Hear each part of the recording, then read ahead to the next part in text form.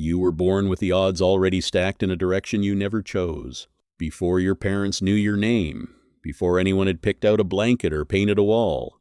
One fact about you was already decided, settled by a coin that had been weighted since long before either of your parents were born. If you are a man reading this, you belong to a slight global majority. If you are a woman, you belong to a slight global minority. Neither of you had a vote in the matter. Biology cast that vote for you months before your first breath. Here is the number. For roughly every 100 girls born on Earth, about 105 boys are born alongside them. Not 100, not 120, almost always somewhere close to 105.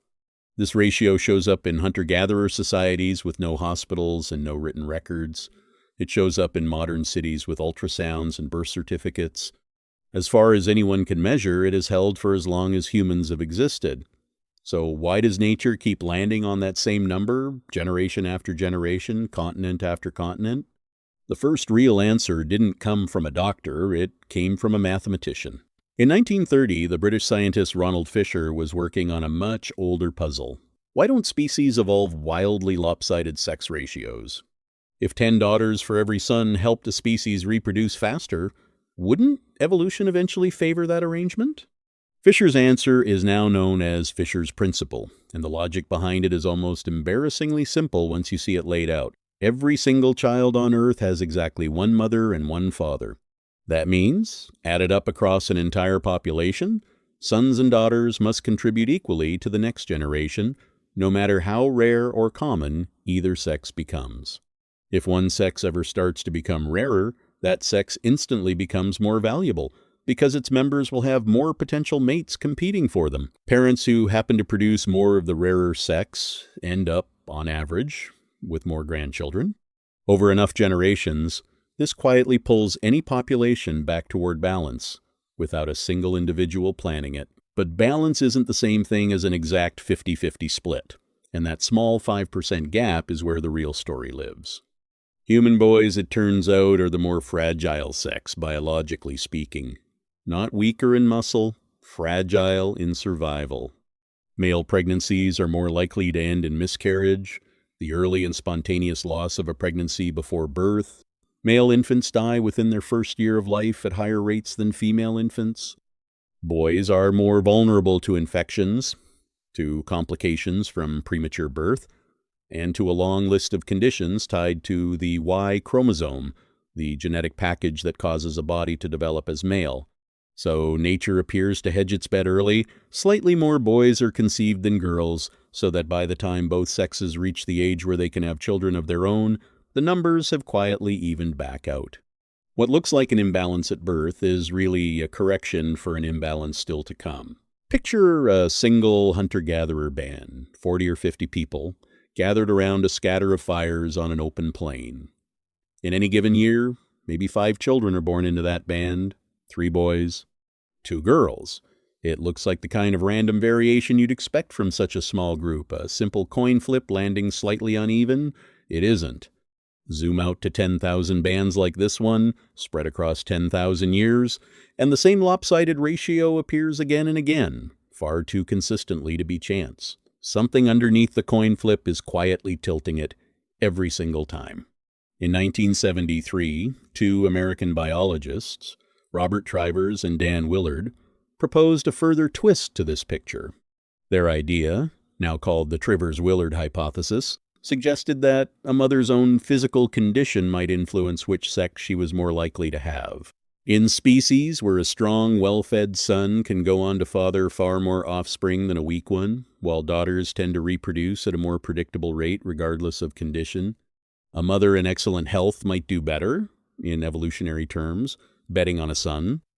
A mother in poor condition, facing scarcity or stress, might do better playing it safe with a daughter. This pattern shows up clearly in deer, in several primates, and in a handful of other mammals studied closely enough to measure it.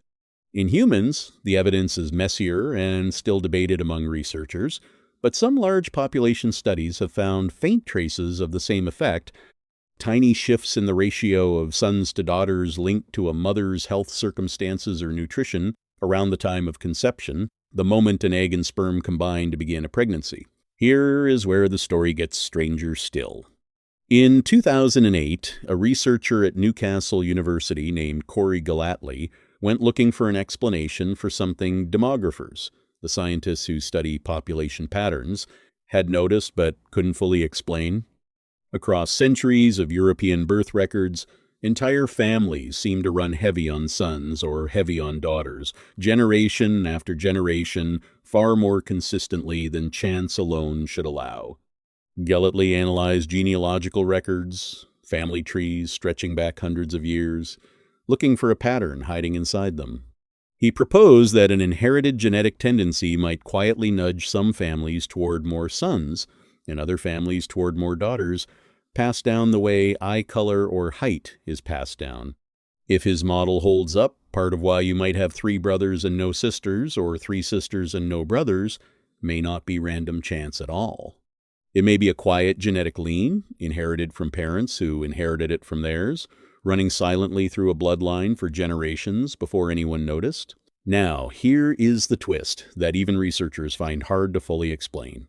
After major wars, the ratio of boys born tips even further in favor of boys, both in the country that fought and, curiously, in some neighboring countries that didn't.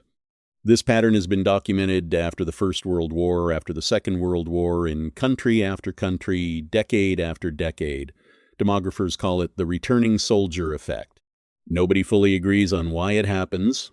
Some point to statistical patterns tied to how often couples were able to conceive during and after separation. Others point to hormonal shifts linked to stress, or to the specific timing of reunions after long absences. What almost everyone agrees on is that the pattern itself is real, and that something about large-scale human upheaval seems to quietly move a number most people assume is fixed and untouchable. Which raises an uncomfortable question. If something as blunt and impersonal as a global war can nudge this ratio, how fixed was it ever, really? For most of human history, that question stayed purely academic. Nobody could act on it directly. You couldn't choose. Your parents couldn't choose. The ratio simply happened to you, the same way it happened to every human before you. Stretching back through every campfire, every cave shelter, every migration out of Africa into new and unfamiliar land, that has stopped being entirely true. In parts of the world today, ultrasound technology lets parents learn a fetus's sex months before birth. In a number of regions, that knowledge has been used to influence which pregnancies continue, skewing local sex ratios far beyond anything Fisher's principle or a mother's condition could ever produce on their own. Entire regions now report ratios well over 110, sometimes above 120, boys for every 100 girls, numbers nature itself never generated in tens of thousands of years of human reproduction. For the first time since the earliest humans lived in small bands around scattered fires, the ancient, self-correcting balance that Ronald Fisher described mathematically almost a century ago is being overridden directly not by biology but by human choice. You were born with the odds already stacked in a direction you never chose. For every human before you, that was simply the deal, a quiet, ancient mathematics running in the background of every single birth, balancing itself out across centuries without anyone noticing or asking permission. You are among the first generations in human history for whom that may no longer be entirely true. The coin that once flipped itself, silently and fairly, is now, in some corners of the world, being held in someone's hand. What gets done with that hand is a choice your ancestors never had and never had to make at all.